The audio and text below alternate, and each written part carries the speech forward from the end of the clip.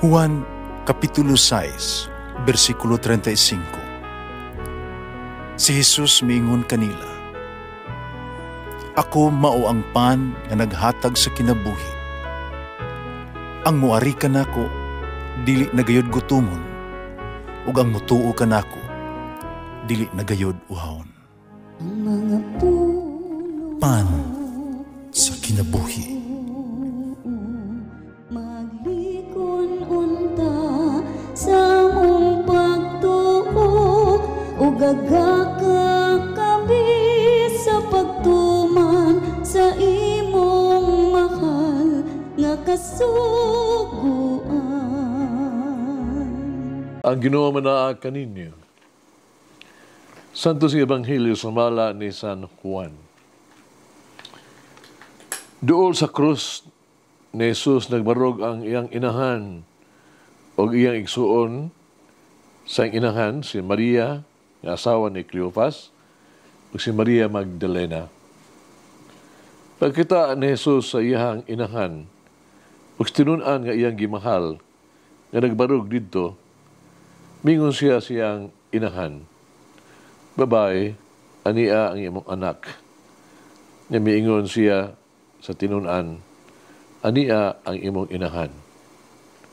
Sukad ni adto, gipatipon si Maria pagpuyo sa tinunan. Ang Ebanghelyo sa Ginoo. Mati ang Ginoo kay siya maayo, ang iyang gugma mulungtad hangtod sa kahangturan. Pasalamati ang Diyos sa tanang mga Diyos, ang iyang gugma malungtaron. Pasalamati ang Ginoo sa mga Ginoo, ang iyang gugma malungtaron.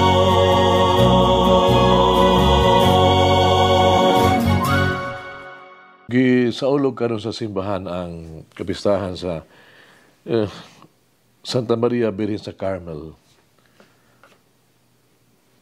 the Mount Carmel. Ang banaang kasulatan nagabayaw sa katahom sa pagambungahon gyud sa bukid sa Carmel.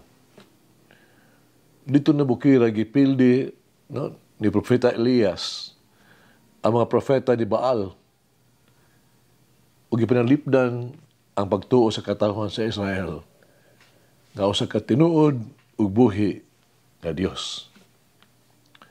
So maras tradisyon sa Carmelites, no? Na itong Julio 16, year 1251, ang mahal nga birhen sa usa ka vision pamanawon mitugyan sa scapularyo, no? Scapular sa Carmel nga to kang Saint Simon Stock. Ikaanom ni siya gitawag to Father General sa Carmelite Order. Mingon siya kaniya ang mahal nga birhen, "Kini ang mahimong pribilehiyo alang kanimo ug tanan nga mga Carmelites. Kay bisan kinsa mamatay nga magsulob nini eskapularyo, maluwas." Diyang usab siya sa mahal nga birhen nga magtukod siya usa ka confraternity, brotherhood. Kan sa mga miyembro kinahanglan nga maghalad silang kaugalingon nga isulob kining eskapularyo. Ang eskapularyo usa ka timaan sa pagpahinungod nato ngadto ni Mama Mary. Sa hingon nahimo kining ito usahay Elisa nagbidalya, symbol man ni. Uban sa rosaryo, ang eskapularyo kini may kaylap ni sa tibuok kalibutan. Sa daghang bahin sa kalibutan, ang eskapularyo giisip nga bahin sa Kristohanong tradisyon na gani daghan man nga nagdibuto na niini o nagsulob niini. Si Maria, noong inahan, umidilo sa matag Kristohanon, o ang mithi sa Kristohanong pagkinabuhi. Siya ginahan sa Dios. Sort of, itawag ito, tipo sa simbahan ba, nga tinubdan sa inspirasyon, sa itawag ito, sa atong pagtuo. Paglaom og putli, kagugma, tungod siyang hingpit nga kaputli, nga iyang giablihan ang iyang kaugalingon, gihala iyang kaugalingon ngadto sa Dios. Siya mituo, nahigugma, misalig, ug misunod sa kimabuton sa Dios. Tungod ini atong makita nga diha kaniya ni Maria ang hingpit nga larawan sa tanan nga to ang gitinguha ug gilauman nga mahimo. Naghangyo nga ubos sa panalipod ta sa mahal nga Birhen sa bukid sa Carmel. Makabot nato ang bukid sa Dios.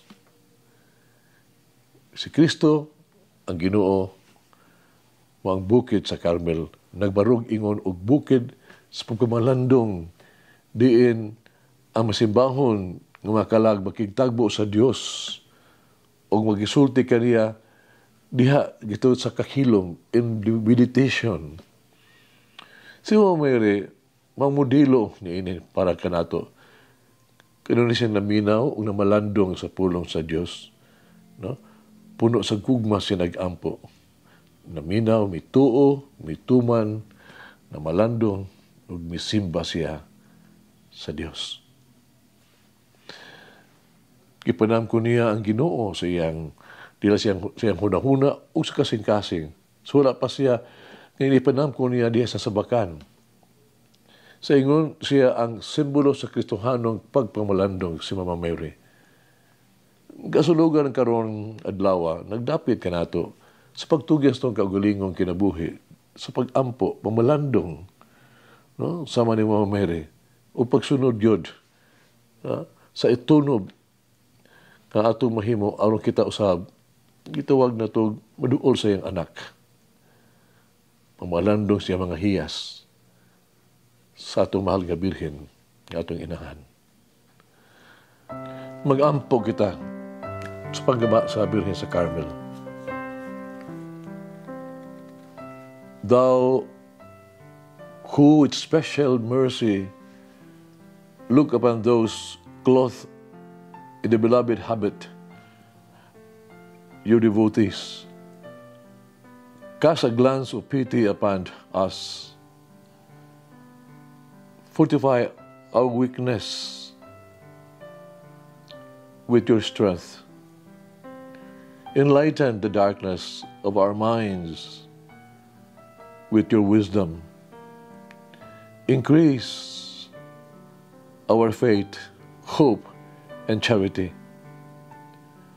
Assist us during life.